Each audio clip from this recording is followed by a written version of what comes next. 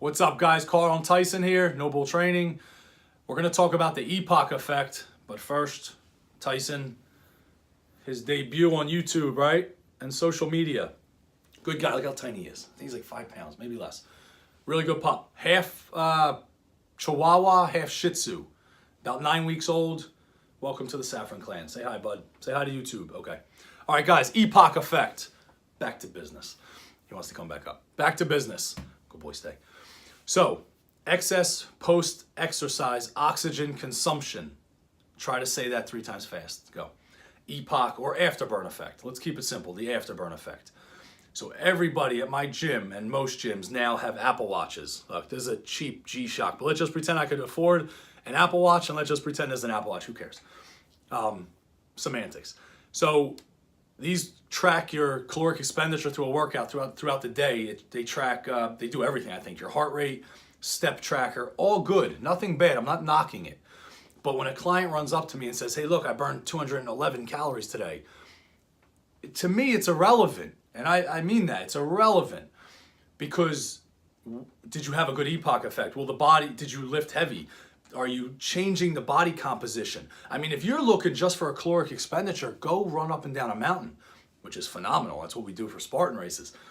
But if you have 2-3 hours a week, the reality is if you can pick between, resistance training, which will increase bone density, increase muscle mass, make you harder to break, harder to kill, versus LSD, long, slow distance cardio, not that kind of LSD, resistance training versus cardio, on a caloric expenditure in the hour effect, the cardio will win. You will burn more calories if you run for a straight hour, but the intensities are low because you can do it for an hour. Anything you can do that long is low intensity. If you're doing a heavy hex bar deadlift, a 5 RM, a 5 rep max, you can't deadlift that for 1 hour straight. So that means the intensities are higher.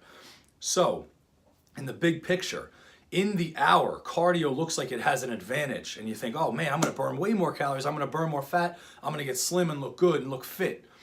It couldn't be further from the truth. And the truth of the matter is when you run or do too much cardio in general, your bone density actually gets smaller and your bones become more brittle and frail and you can be broken easier. You are weaker. Your muscle mass decreases. That is no good. Your metabolism can even slow down from too much cardio, which is no good.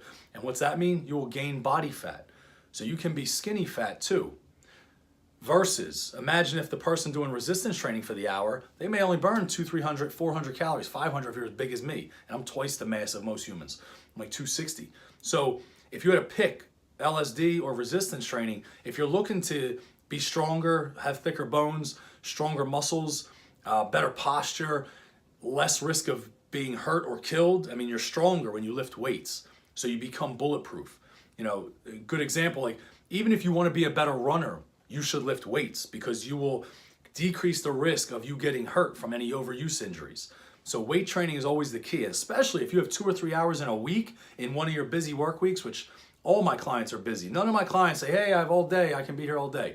They're like, hey, I got a quick 45 minutes, I got to be in and out. Perfect. This person, hex bars, push up, chin up, sled press, push, sled up and down. If this person's hitting heavy goblet squats, a little more weight, a little less reps, they're going to have a much better EPOC effect than the person doing long, slow distance cardio. So EPOC effect, you'll burn more calories throughout the next couple of days after a good hard workout.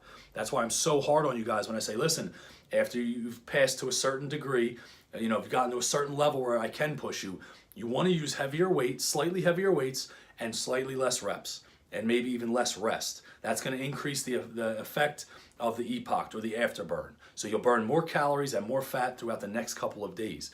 You do that every couple days, 2-3 workouts a week, you're going to feel good, opposed to just doing long, slow distance.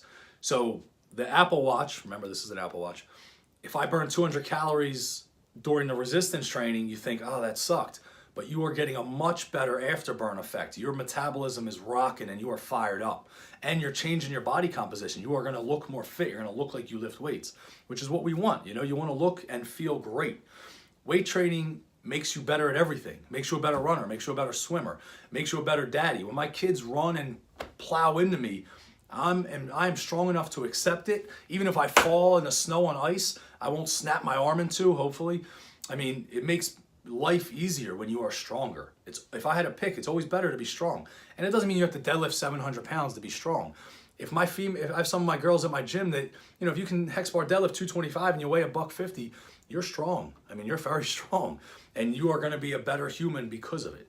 So the EPOC effect. Don't just look at one chapter in a big book, because if you looked at just the hour, you would think, well, I'm going to do cardio over resistance training.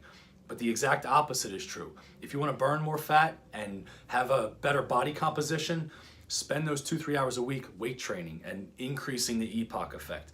Don't worry about how many calories you burn in the hour. It's more about the next couple of days and the afterburn effect. Give it a shot.